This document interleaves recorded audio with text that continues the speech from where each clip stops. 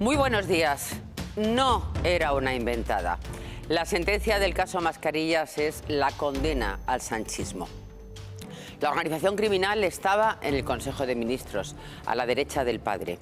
La sentencia señala que el uso de cargos públicos para lucro personal provoca la pérdida de legitimidad institucional. Solo por esta frase, el presidente debería seguir los pasos del primer ministro británico y dimitir. Pero en España, dimitir sigue siendo un nombre ruso, como decían los indignados del 15M, que ahora forman parte del gobierno. Las 224 páginas del caso Mascarillas demuestra cómo la banda del Peugeot que acompañó a Sánchez comercializó con el dolor de un país que se consumía por el COVID mientras se forraban con mascarillas fake. El hombre que llevó a Sánchez a Moncloa en una moción de censura dijo que los españoles no podemos normalizar la corrupción. ¿Y cuál ha sido la reacción del gobierno? Pues arremeter contra el arrepentido. Es lógico, tienen miedo por lo que puedan contar los que vienen detrás. Julito, Leire, Cerdán, Gertrudis, Cristina Álvarez, Barrabés. Calentad que salís. Lo que les conviene es la omertad, la ley del silencio. El ministro de Justicia se ha convertido en Groucho Marx porque si no le gustan mis principios, tengo otros, depende de la circunstancia, depende del partido. En 2024 dijo, tras indultar al empresario que tiró de la manta de la Gürtel, quien colabora con la justicia tiene el apoyo del gobierno. ¿En qué quedamos? Los 7 magistrados del Supremo, la élite del derecho penal, han secundado la petición del fiscal de forma unánime. El presidente Sánchez vive en su Matrix particular. Ayer dijo que la España del pelotazo ha dado paso a la España del trabajo. Bravo, presidente. Pedro no tiene nada que ver con el exministro del presidente, ni con el exchofer del presidente, ni con el exsecretario de organización del expresidente, ni con la mujer del presidente, ni con el hermano del presidente, ni con el fiscal general del presidente. 3 de los pasajeros del Peugeot han pasado por la cárcel y el cuarto, el number one, se ponía ayer de perfil. Su primera reacción, tras conocer que su exmano derecha ha sido condenada a 24 años de cárcel, fue darnos consejos para combatir la ola de calor. Frente a la corrupción, beber agua y ponerse crema. Ayer Primera reacción del PSOE a la sentencia que condena al exsecretario de organización del partido. Su portavoz, Montse Mínguez, a través de un mensaje en redes sociales, se limita a mencionar los años de condena y carga contra Aldama. Asegura que no irá a la cárcel por la ayuda del Partido Popular y se pregunta si sale a cuenta ser corruptor en España. Es la primera reacción del PSOE, señalar a Aldama y al Partido Popular, pero no entran a valorar esta condena sin precedentes. José Luis Ábalos será el primer secretario de organización del Partido Socialista que ha sido condenado por corrupción. María Antonia López.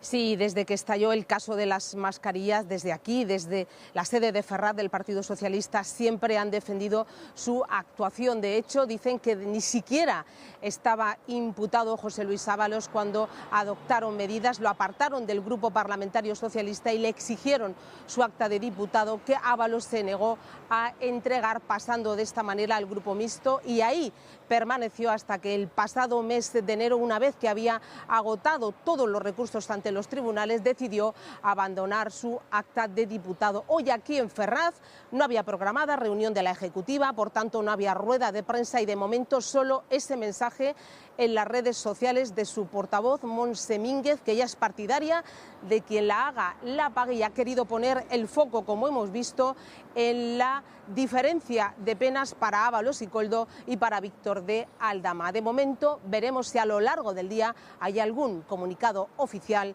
del Partido Socialista. Sí, presidente, disgustado por la decisión del juez peinado. Pedro Sánchez llegaba al Teatro Real a clausurar el único acto que hoy mantiene en su agenda. Solo unos minutos antes se había conocido la sentencia y, al ser preguntado, como han visto por los periodistas, el presidente ha preferido guardar silencio.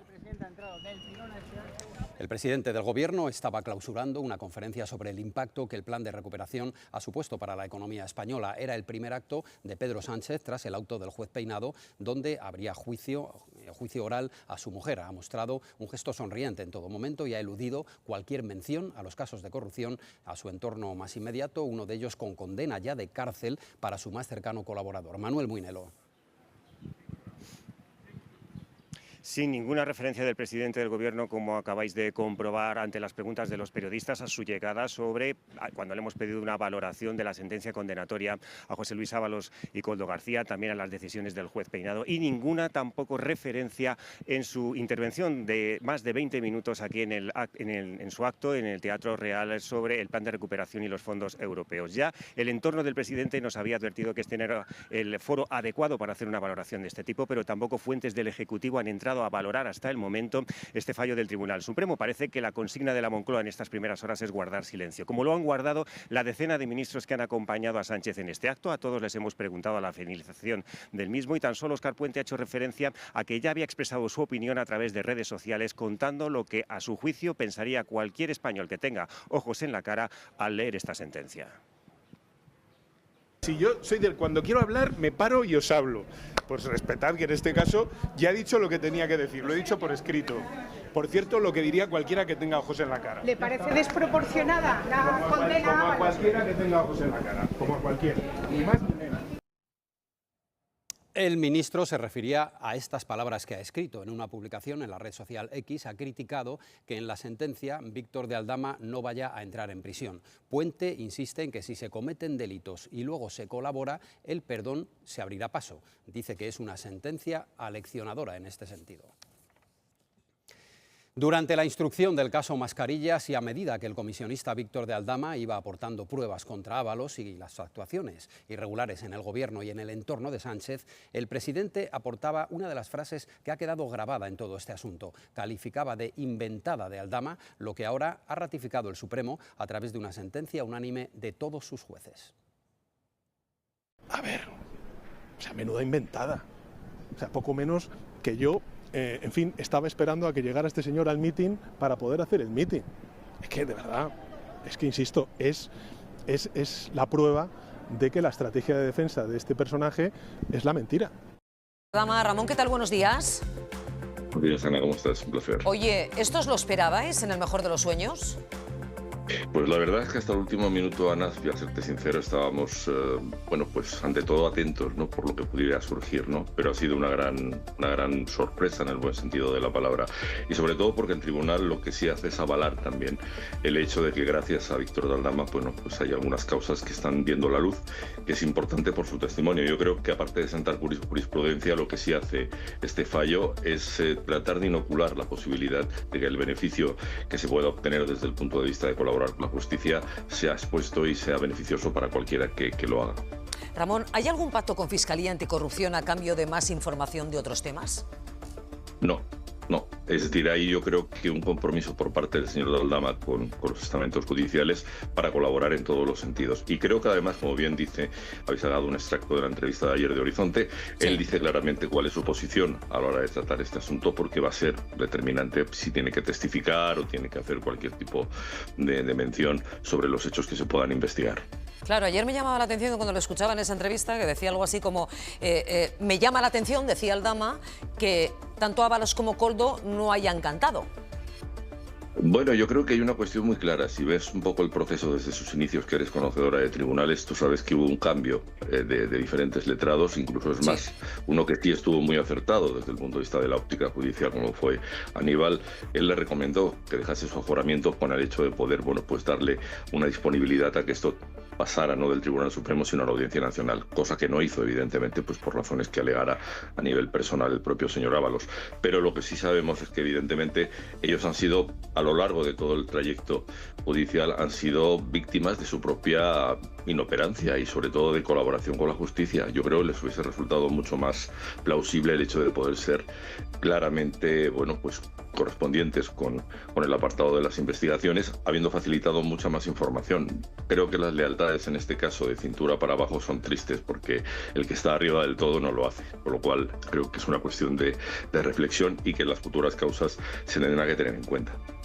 Pues Ramón, muchísimas gracias. Hoy vuelvo a insistir en eso, está el Dama aquí con Ana Rosa Quintana. Estaremos pendientes. Gracias, Ramón.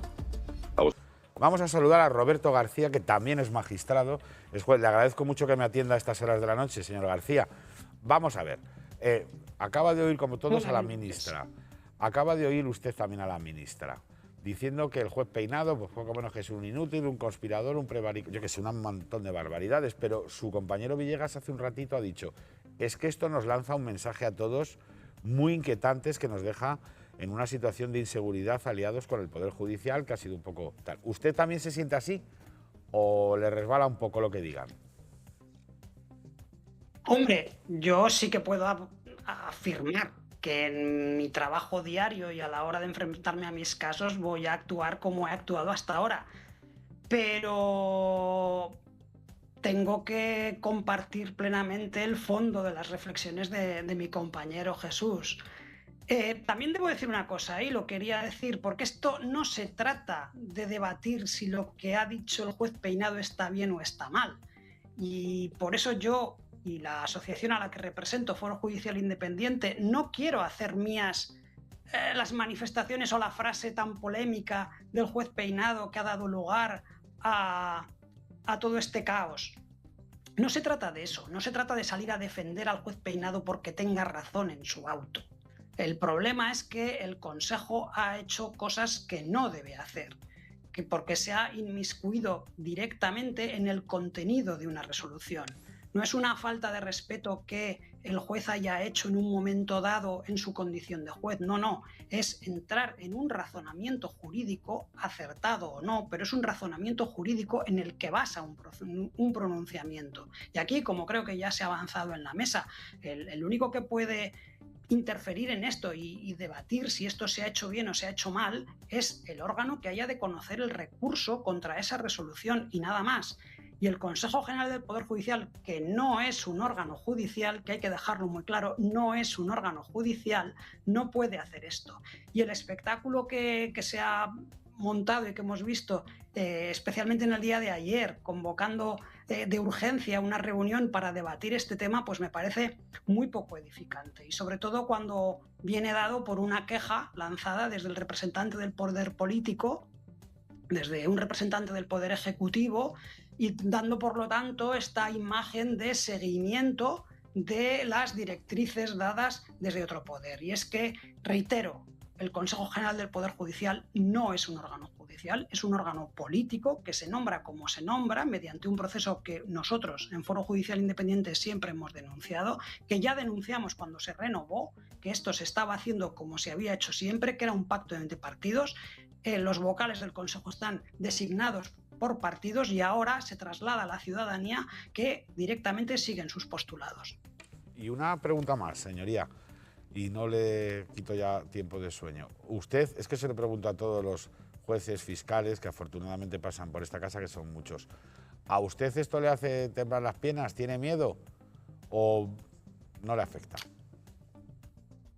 A ver, si tengo miedo, la respuesta claramente es no. ¿Que me afecta? Hombre, como juez me afecta en el sentido de también servidor público, de cuál es el mensaje que estamos dando a los ciudadanos. Porque esto al final, que quede claro, no nos afecta a los jueces, afecta a los ciudadanos, afecta a todo un sistema y precisamente hoy, coincidiendo con la sentencia del Supremo al exministro Ábalos, a Koldo García y al empresario Aldama. Es que esto tiene que ver con la lucha con la corrupción, contra la corrupción. Es que precisamente esto, el sistema de resortes, el sistema de contrapesos, es lo que garantiza que después no pueda haber alguien que ejerza el poder y quiera utilizarlo de una forma abusiva y en su beneficio y en perjuicio de todos los ciudadanos. Es que estamos hablando de esto. Desde luego que sí. Pues don Roberto García, le agradezco mucho que me haya atendido y humildemente le deseo que tenga energías y fuerzas y que no se achanten ustedes, porque me temo que una parte importante de la democracia depende de la resistencia que ustedes tengan. Así que muchas gracias por atenderme. Pues muchas gracias y lancemos este mensaje de confianza de los ciudadanos en sus jueces. De acuerdo. Me parece acojonante que Víctor de Aldama no vaya a entrar en prisión, que el corruptor y también el corrupto, porque no solo ha sido el corruptor, ha sido el delincuente que se ha beneficiado, que cuando en este país la gente se moría, él estaba trincando. No vaya a entrar en la cárcel. Y no ha colaborado con la justicia, ha colaborado con los medios de comunicación, ha colaborado con la imagen de la justicia, ha colaborado de plató en plató como si fuese digno concursante de un reality fracasado. Esto es la justicia con Víctor de Aldama. Respecto a las penas impuestas en José Luis Ábalos y en Koldo García, son las penas que era la petición previa. Ha cumplido los jueces, ha cumplido el tribunal con las penas solicitadas por parte de la Fiscalía. Es curioso que no haya cumplido en el mismo caso con Víctor de Aldama, que es la única pena rebajada, y además con trabajos en beneficio de la comunidad, como si hubiese sido un delincuente menor, como si hubiese robado un pequeño hurto. Esto es una vergüenza. Acabamos de conocer la sentencia que condena a 24 años de prisión a José Luis Ábalos, al ex secretario de organización del Partido Socialista, número 2, y también ex ministro de Transportes, por los delitos cometidos en ejercicio de sus funciones, de sus cargos, para los que fue nombrado por su compañero en la banda del Peyot, Pedro Sánchez. 24 años de prisión y lo que le queda, porque este solamente es un caso. Les recuerdo que este es el hombre al que Sánchez ordenó presentar y defender la moción de censura contra la corrupción también acreditada del Partido Popular. ¿Pero qué más tiene que ocurrir? ¿Pero qué más tiene que pasar para que Sánchez dimita de inmediato y convoque elecciones? ¿Qué más? No hay nada más. ¿Qué más hace falta para que alguien presente una moción de censura? ¿Qué más? Hablando de esto, les hago un resumen apresurado por si alguien ha estado en coma todo este tiempo. Tenemos un presidente de gobierno a cuya esposa, cuya mujer, un juez le ha retirado el pasaporte y le obliga a comparecer cada 15 días en el juzgado por un caso de corrupción, por varios delitos. Una esposa del presidente de gobierno a la que un juez le ha prohibido salir del territorio nacional. Un presidente cuyo hermano está inmerso en un juicio por corrupción. Un presidente cuyos colaboradores más cercanos, con la creación, además, de un servicio de cloacas, han convertido su partido en un basurero y un estercolero de corrupción donde no se libra nadie. Nadie. Y ahí tenemos al enjollado de Zapatero mintiéndole al juez y a los españoles, a dos exsecretarios de organización del Partido Socialista, dos exsecretarios de organización, como Ábalos, 24 años de prisión, y Santos Cerdán, ya veremos, y una interminable lista de investigados por saquear y robar a los españoles. No tenemos un gobierno, señores. Tenemos una mafia criminal cuyo número 1, el one, se llama Pedro Sánchez. Todos los casos de corrupción tienen un nexo común y se llaman Pedro Sánchez. Cuanto más cerca, además, parece que está el fin de Pedro Sánchez, pues más peligroso se vuelve. Lo peor de la mafia que tenemos en el gobierno, por desgracia lo llevamos diciendo mucho tiempo, está por llegar y siempre el tiempo nos da la razón. No tenemos dudas de que Pedro Sánchez está dispuesto a cualquier cosa con tal de resistir en el poder. Cualquier cosa, ¿eh?